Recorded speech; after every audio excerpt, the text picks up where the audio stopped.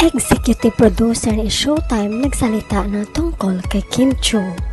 Mostly sa mga nakahalubilo ni Kenny, ito lang masasabi niya tungkol sa aktres.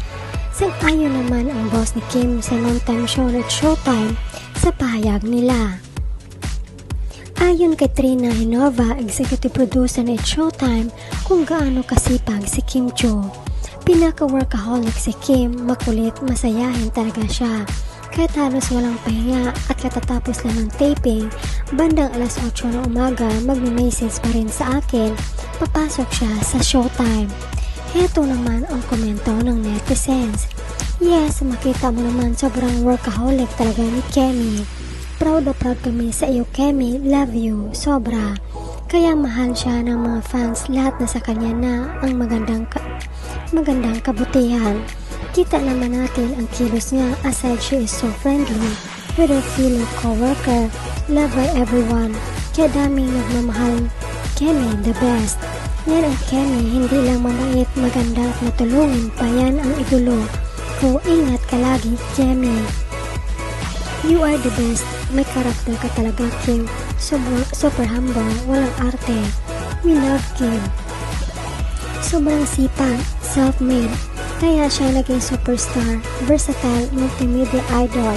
Si Vice ganda gusto niya si Jackie at Shan pumalit kay Kim.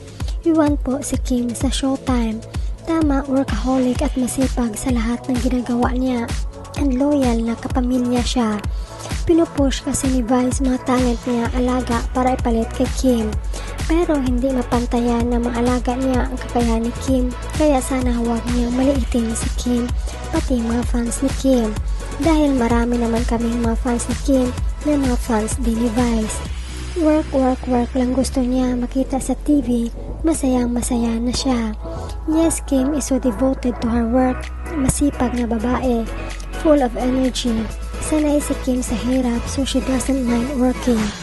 Kenny, ali talaga yung si Vice ganda, minamaliit ang patingin sa mga fans ni Kim.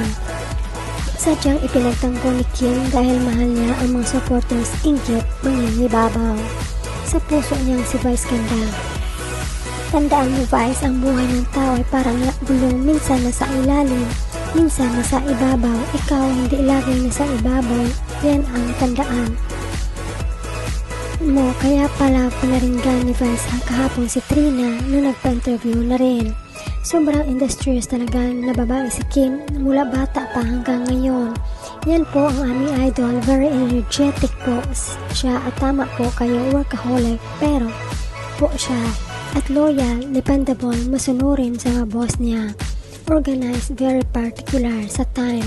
In short, matindi ang training na natutunan sa time management at work ethics. Obserbasyon ko lang bilang fan niya noon pa man. Yan ang Kemi namin. Tireless ever.